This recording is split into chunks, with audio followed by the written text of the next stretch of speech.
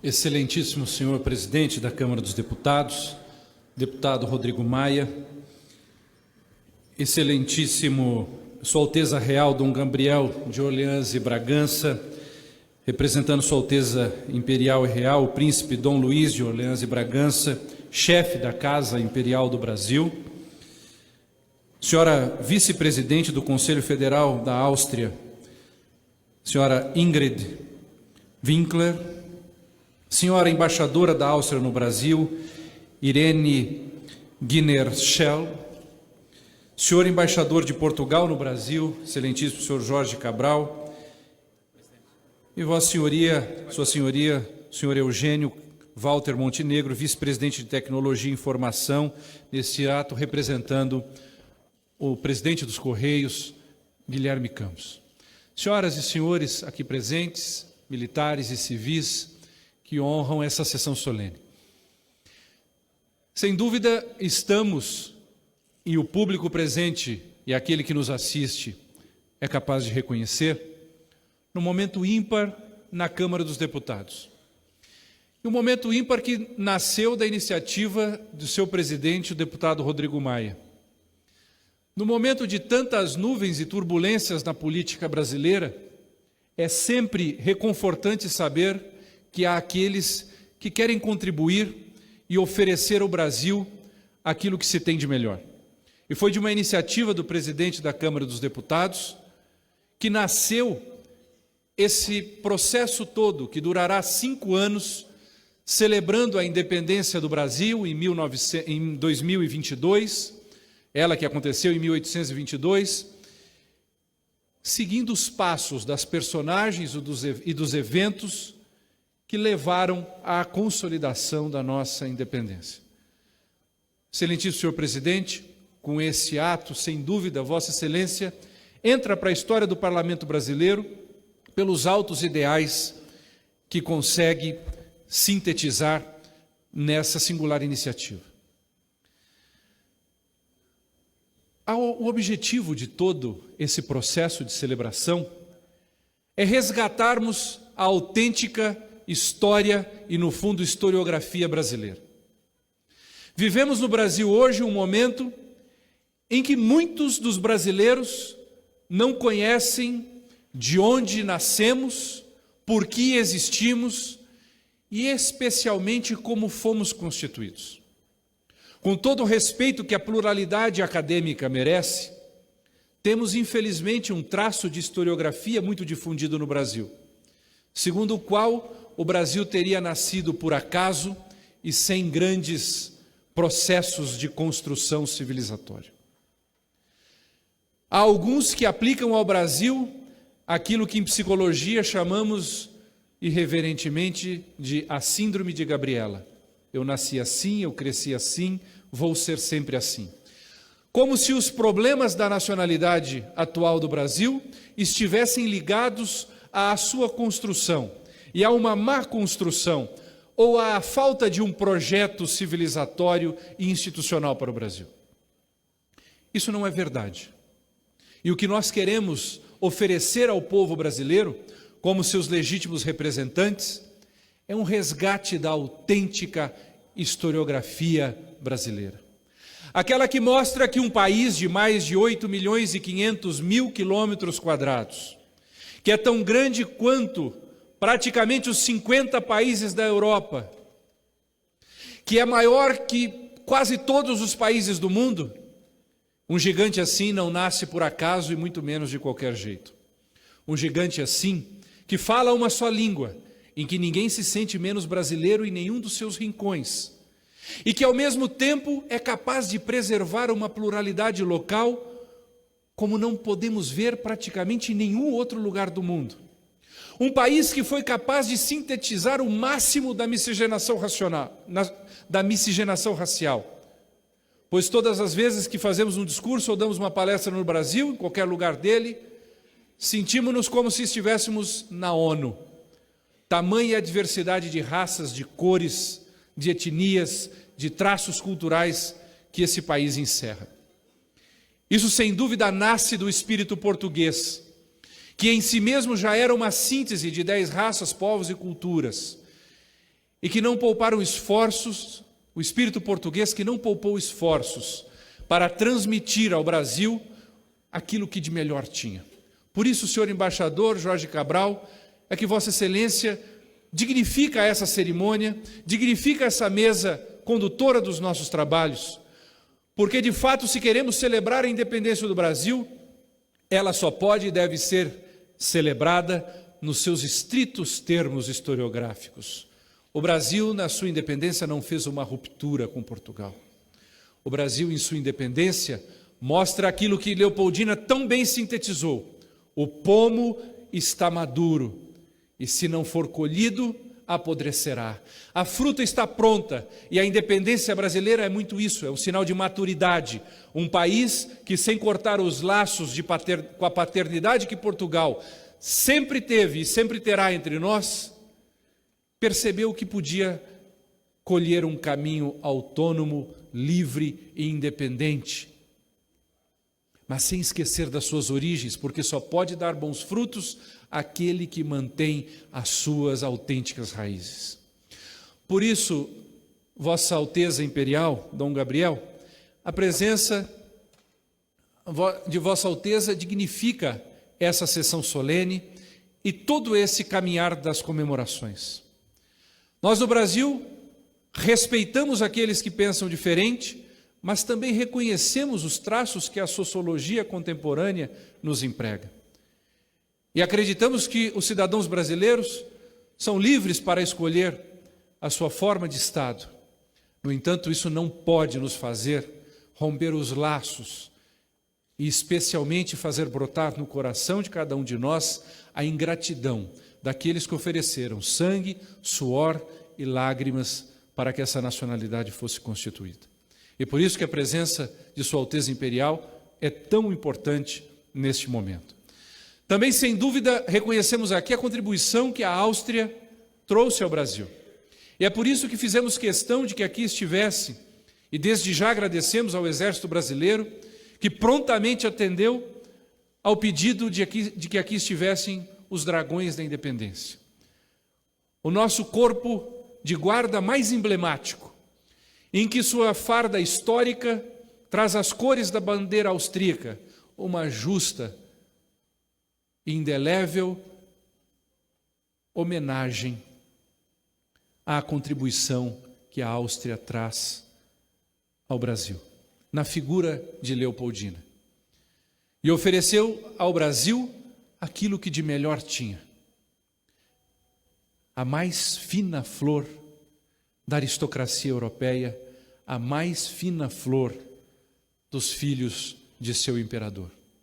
Essa mulher que eu tenho dito e está na nossa publicação, foi austríaca pelo nascimento, foi lusitana pelo casamento, mas foi brasileira pelo amor.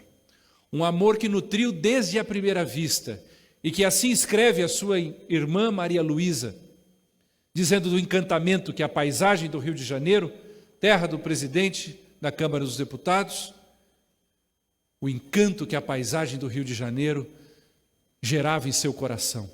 O encanto que, 2 séculos depois, continua a gerar em todos aqueles que lá aportam. Mas não foi só o encanto pelas paisagens que nutriu o coração de Leopoldina. Também foi seu amor pelo povo. Foi a sua sensibilidade diante da maturidade nacional que ali se encerrava. E a capacidade de, sendo uma belíssima esposa e mãe, não se furtar do altíssimo compromisso político histórico que o destino lhe reservava. Em suas cartas ao príncipe Dom Pedro e ao imperador seu pai, nós vemos sem dúvida os passos significativos da nacionalidade brasileira.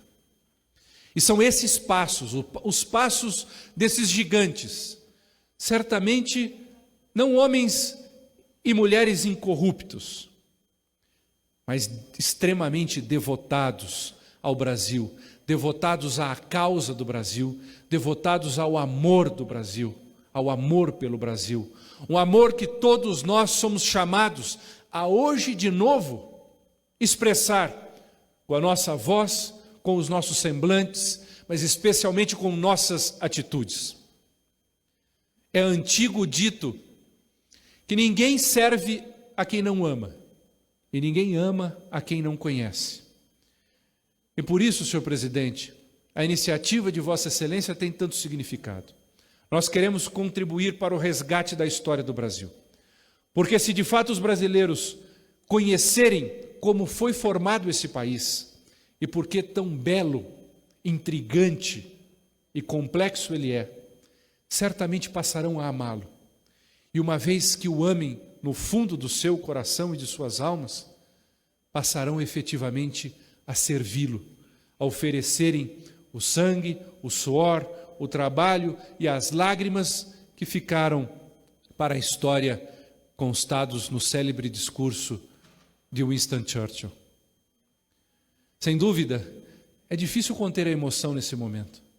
O Brasil é um país lindo, um país que fala uma só língua, que diferente dos nossos irmãos hispano-americanos, não viu a chaga da divisão e da secessão interromper o caminhar de um império. Dom João VI, quando deixa Lisboa, e que podia ter confortavelmente recebido asilo no Reino Unido, diz que viria para construir um grande império no Brasil. E quando aqui chega, assim faz. Constrói o Jardim Botânico, que é a gênese da primeira Embrapa brasileira. Não era um jardim de passeio do imperador, mas o maior experimento de tropicalização da botânica que o mundo já conheceu. Abre os Correios, e por isso tão significativa a sua participação com a ideia que a Câmara dos Deputados teve de que tivéssemos 6 selos comemorativos daqui à independência, começando com o bicentenário de Leopoldina. Cria também o Museu Nacional, a Escola de Anatomia e Cirurgia em Salvador. Abre os portos e outras tantas atitudes que colocam o Brasil no rumo do seu futuro, na construção de uma civilização, a primeira civilização tropical que a história já conheceu. Mais do que isso, Dom João VI, no ápice da sua engenhosidade, senhora embaixadora austríaca, vai buscar no que havia de melhor do mundo a futura imperatriz, a futura primeira chefe de Estado que o Brasil conheceu. E é por isso que 200 anos depois estamos aqui nós de novo, porque a história testemunha de que entram para o seu seleto hall aqueles que mais se doam, aqueles que mais se oferecem, aqueles que mais efetivamente gastam a sua vida pelos outros. E na exposição que estamos ali celebrando, vemos efetivamente isso. Ela termina mostrando que Leopoldina consumiu os seus últimos dias pelo Brasil. No seu silêncio, na sua dor. Dor que, quando é celebrada com amor, se transforma em sacrifício. E foi um legítimo sacrifício que essa austríaca, lusitana e, mais do que tudo, de alma brasileira, ofereceu ao Brasil. Dor celebrada com amor, convertida em sacrifício. Um sacrifício que inspira cada um de nós a voltar a olharmos para o Brasil e a dizermos cada um de nós: não vamos nós desistir do Brasil.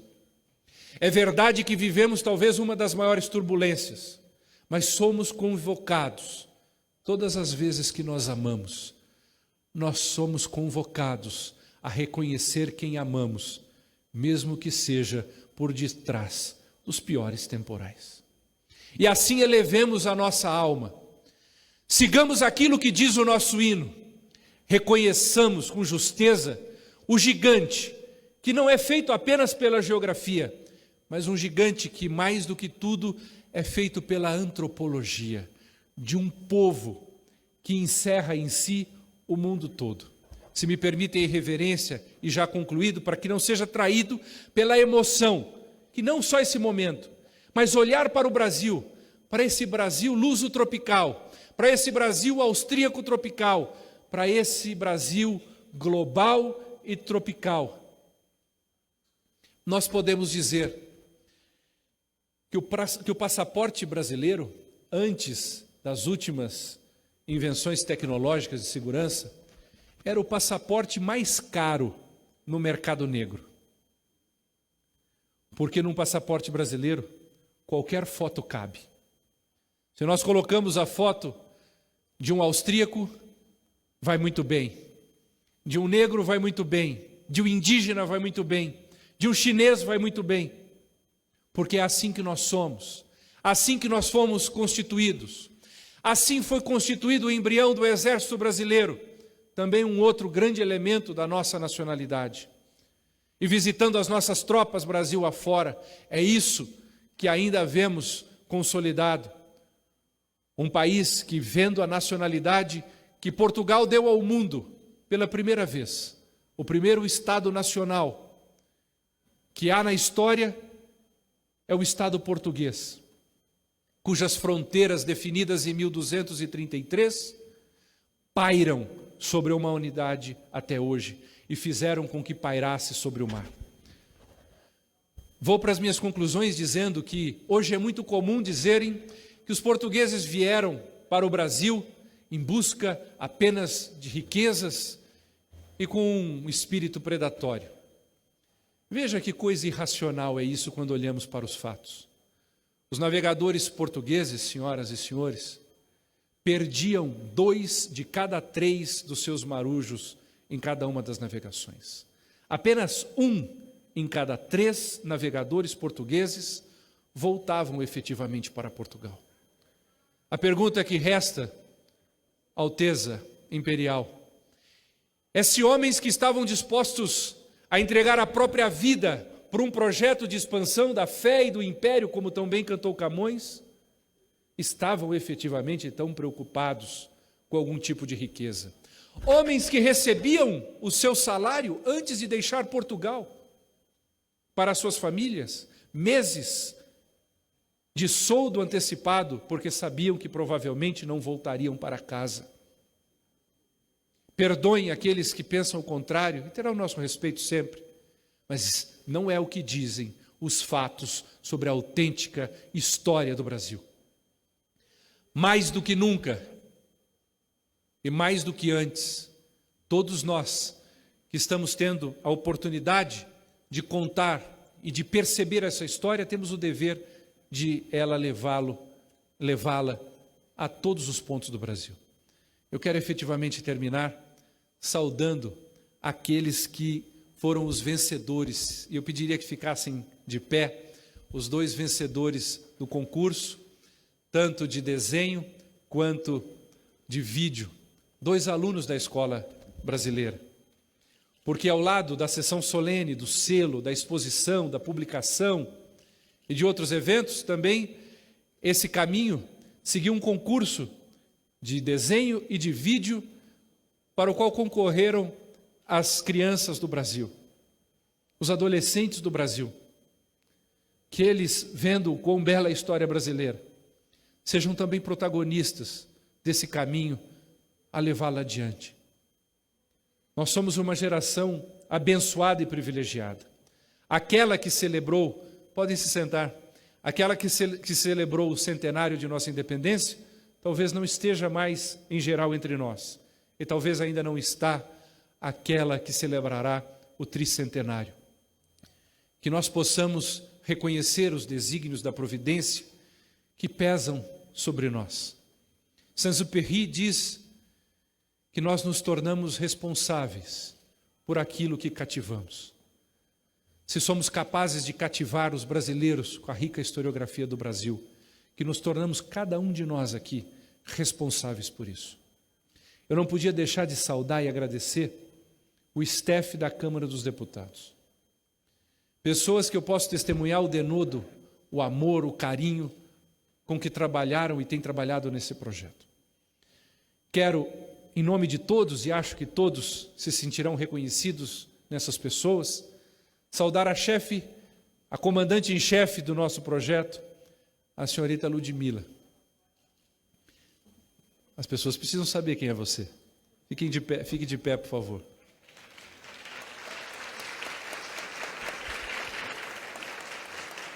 Gostaria também de saudar o Dr. José Teodoro Mascarenhas Menck, que foi o grande consultor para os assuntos historiográficos, autor da nossa obra e curador acadêmico da nossa exposição. Saudar o Eli, que foi o nosso designer, realizando os selos e boa parte de toda a nossa identidade visual. E a doutora Isabel Flecha de Lima, que foi a grande responsável pelos aspectos artísticos da nossa exposição, que tanto tem encantado a todos.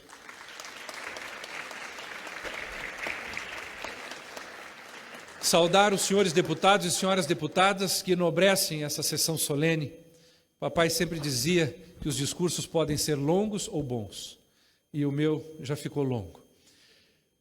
Mas eu estou, no fundo, traído pela emoção. Emoção que, no fundo, a nacionalidade brasileira, desde a infância, provocou no meu coração. Que nós todos tenhamos esse grande compromisso de conhecer o Brasil, amar o Brasil e, acima de tudo, servir o Brasil. Ele não nasceu de qualquer jeito. Para cá vieram e por aqui passaram homens e mulheres que honram a nossa história, enobrecem e alegram o nosso coração. Que nós também possamos ser, hoje também, uma singular semente do Brasil que está por vir. Que possamos trazer na nossa genética o espírito, a alma brasileira que fundou a personalidade de Maria Leopoldina. Nas orações fúnebres, por ocasião de seu sepultamento, foi isso que o cura da época disse. Deus tinha dado a ela uma alma profundamente brasileira. Essa alma que pulsa em cada um de nós e que deve nos enriquecer. É provável que esse movimento todo que estamos fazendo seja de fato uma pequena semente. Mas um grande pensador espanhol disse que nós não devemos pensar nas coisas pela pequenez dos começos. Pois uma vez fizeram notar a ele que a gente não consegue distinguir pelas sementes as árvores centenárias das relvas passageiras. Que essa singular semente que traz o gene de Leopoldina, de Pedro I e de grandes personalidades, que me perdoem o imperador austríaco, a embaixadora austríaca e o embaixador português. Mas essa pequena semente e esse gene que fizeram nascer o mais belo país do mundo, o mais belo povo do mundo, justamente porque sintetiza o mundo inteiro. Essa genética está em cada um de nós e será levada a partir das nossas gerações às outras. É por isso que eu fiz questão, a pedido delas, de trazer minhas duas filhas, Ana Laura e a pequena Sofia, para que elas pudessem também ser nutridas, carregadas desse espírito, e que pudessem contribuir para que um dia, quando nós não estivermos mais aqui, outros brasileiros saibam que esse país tem raízes profundas e por isso continuará dando frutos até que a história se encerre. Muito obrigado e um bom dia a todos.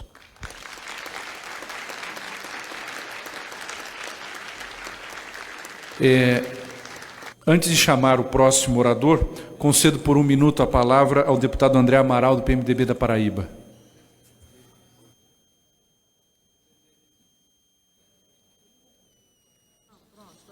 Presidente Evandro, senhoras e senhores, representantes da Áustria, de Portugal, do Correios e Telégrafo, quero registrar nossa gratidão por entender que o plenário da Câmara dos Deputados e os nossos corredores, recebendo uma homenagem à dona Leopoldina, passa limpo, mais uma vez, a história do Brasil. Nós estamos recontando a história do Brasil, Dom Gabriel, e isso é muito importante. No mês que vem, vamos estar realizando aqui nesse plenário também uma homenagem a Dom Pedro II, e aproveito para cumprimentar todos os monarquistas, os representantes do ciclo monárquico brasileiro, em nome de Lorival Conrado de Andrade Muribeca, que é um assessor meu e que me ilumina com as histórias e com os contos dos monarquistas e como estão passando o Brasil a limpo, trazendo a verdade, trazendo a luz da nossa história, o que realmente aconteceu, recontando em cada ponto e colocando a vírgula nos seus devidos lugares. Então, cumprimentar Vossa Alteza e os demais presentes e, claro,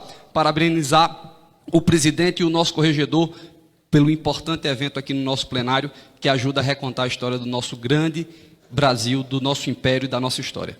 Um abraço e sejam bem-vindos à Câmara dos Deputados.